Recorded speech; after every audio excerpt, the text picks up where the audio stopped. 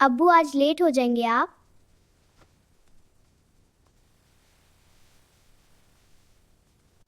اکبر کل تک فیس بھرنی ہے اسکول میں.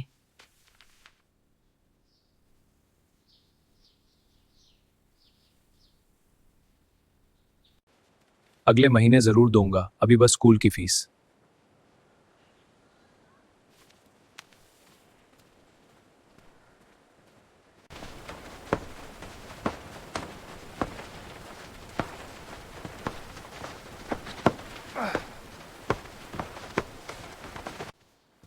جا بیٹا، خوب پر.